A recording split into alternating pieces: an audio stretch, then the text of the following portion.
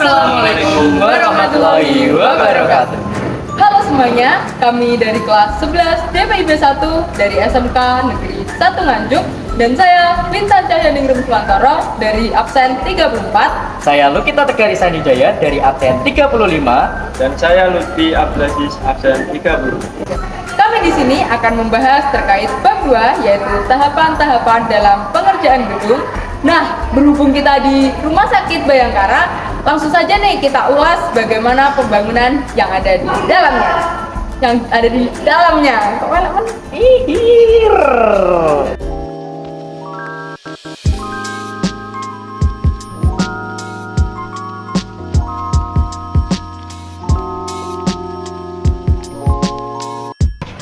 Dari rumah sakit ini sebenarnya ini ada diapakan lagi konstruksinya kok bisa dibenahi atau ditambah apa gitu Pak? Oh ya, kemarin kan awalnya ini 2 lantai. Jadi ini tetap jadi poliklinik ke depannya, cuma untuk kapasitasnya mau ditingkatkan. Jadi perlu ada penambahan lantai, nanti kita tambah dua lantai lagi berarti ke atas. Ditarget berapa lama kira-kira Pak? 4 bulan sih, 120 hari. Berdasarkan dari apa yang narasumber jelaskan, dapat kita ketahui bahwa sedang ada pembangunan penambahan lantai, di mana pembangunan ini akan ditambah 2 lantai di atasnya, sehingga menjadi 4 lantai. Proyek ini ditargetkan akan selesai dalam 4 bulan.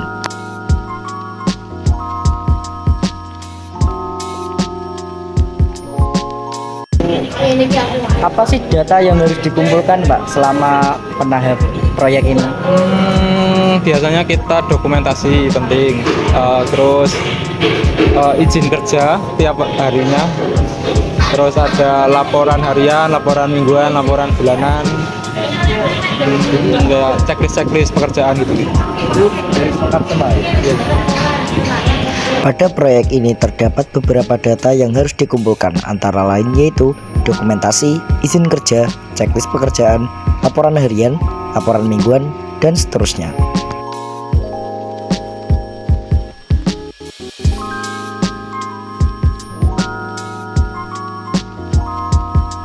Lalu apa fungsi penting BESTEK dalam pembangunan, dan jika memang ini sudah berdiri tapi tidak sesuai dengan perencanaan itu bagaimana dampaknya biasanya?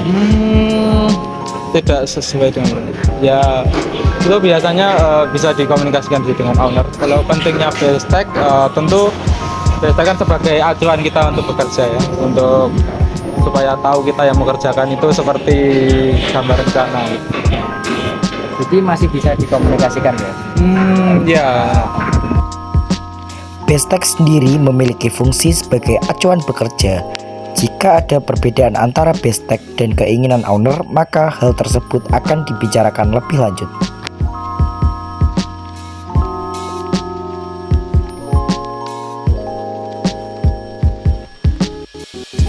Lalu sebelum pelaksanaan pembangunan ini, hal apa yang sudah dipersiapkan untuk melihat ke depannya, kan sudah ditarget 4 bulan gitu ya? Rencana kerja ya, kita pertama itu menentukan rencana kerja, terus menentukan titik-titik lokasi material taruh di mana ya, kayak persiapan awal lah, persiapan awal. Sebelum pelaksanaan pembangunan ini, terdapat hal-hal yang perlu dipersiapkan, seperti rencana kerja, menentukan titik lokasi, dan juga mempersiapkan kebutuhan untuk pekerjaan awal.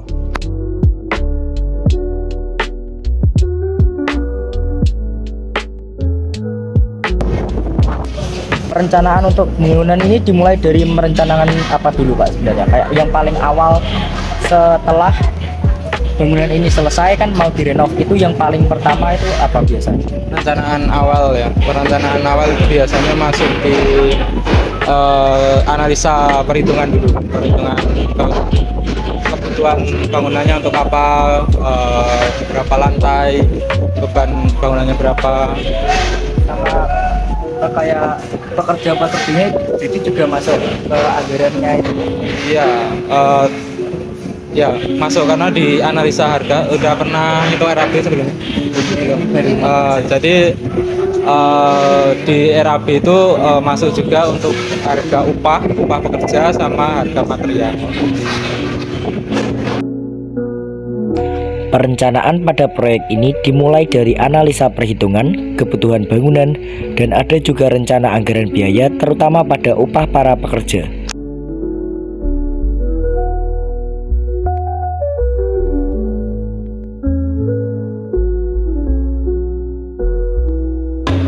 Ini kan seumpama sudah jadi, terus ada perubahan itu bagaimana? Apakah dibongkar lagi atau ditambahkan apa gitu? Ya tergantung perubahannya apa ya, karena kan ya apa yang kita kerjakan terus dirubah tergantung perubahannya apa saja. Misalnya kalau perubahan besar berkaitan dengan volume itu juga nanti biasanya dihitung lagi untuk kebutuhan biaya. Jika saat pembangunan proyek terdapat ketidaksesuaian atau perubahan, maka langkah selanjutnya akan disesuaikan dengan perubahannya terlebih dahulu.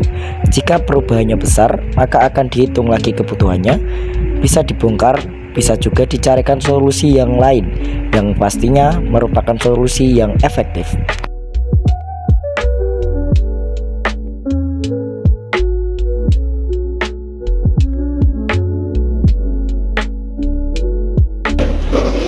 Untuk mempelajari gambar dan membuat rencana itu butuh berapa lama, Pak?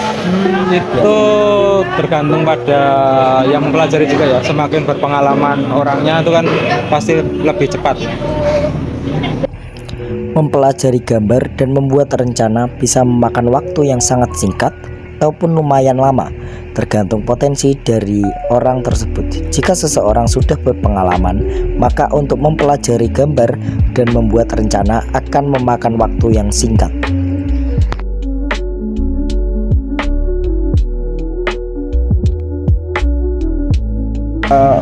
Ini kan bisa dibilang kami melihatnya sudah hampir terlihat lah ya untuk strukturnya. Itu kendala yang sering muncul ketika awal pelaksanaan konstruksi. Awal pelaksanaan konstruksi kemarin kita karena pembangunan renovasi ya, terus itu banyak pekerjaan bobo-boboan, pekerjaan bongkar-bongkar. Nah itu cukup menjadi kendala ya, soalnya lebih enak kalau bangun baru kan tanpa ada boboan-boboan itu kan lebih. Jadi harus kayak merencanakan tapi sebenarnya sudah ada gitu. Dibongkar lagi itu yang kayak itu dinding itu kan harus kita bobok kanan kirinya dulu supaya bisa dikerjakan kolom.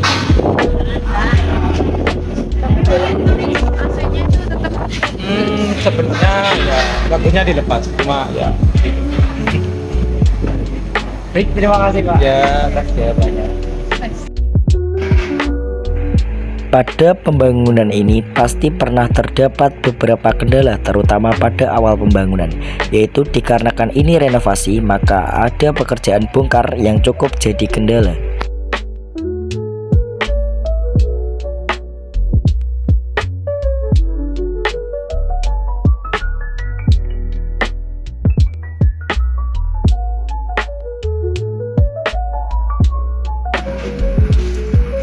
Saya rentang dari kelasnya juga sama sebagai PP1. Ini saya mau tanya Pak, bagaimana awal mula mengurus IMB proyek ini? Awalnya mengurus IMB. Awalnya mengurus IMB. Iya. Oke. Mungkin yang kalian ketahui tentang IMB apa IMB? Izin. Apa ya? Mendirikan Izin mendirikan bangunan. Dulu istilahnya itu IMB, izin mendirikan bangunan. Sekarang itu diganti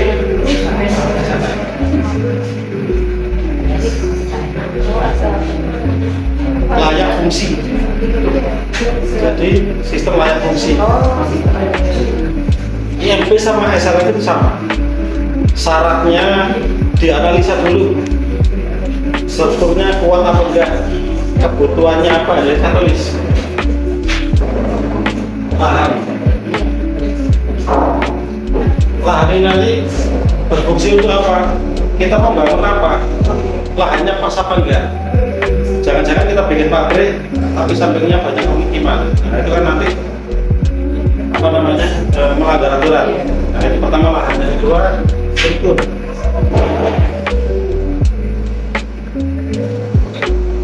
Analisa struktur nggak boleh ditinggal. Jadi begitu lahan sudah oke, siap dibangun, pasti yang ditanyakan analisa strukturnya. Kalian bangun itu kuat apa enggak? Yang ketiga, biaya. Yang keempat, gambar. Gambar ini ada 7 kalau pemerintahan sekarang. Tampak depan, tampak samping, potongan depan, potongan samping, denah, instalasi listrik, sama apa saja instalasi NEP lah, air kotor. 7 ini wajib ada. Itu yang dinamakan IMB. Kalau proyek pemerintahan yang kebetulan kita kerjakan saat ini, itu yang mengurus pihak rumah sakit.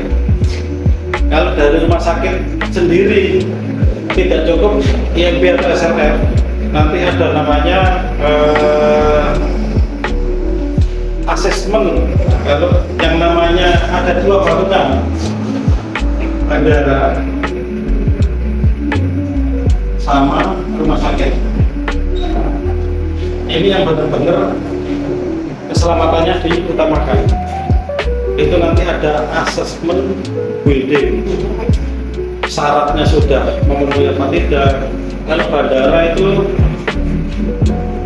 saya lupa. Kalau rumah sakit ini yang terbaru mengangkut di Kemen nomor 40 tahun 2000. Jadi SLF atau IMB rumah sakit harus mengacu pada keputusan Menteri nomor 40 yang terakhir. Nanti lebar ruangannya berapa, terus syaratnya harus ada apa saja, itu nanti di situ tertuang. Itu ya. Dari sini udah mengerti IMB. Yang terpenting 4, dari 4 ini ada 7. Iya.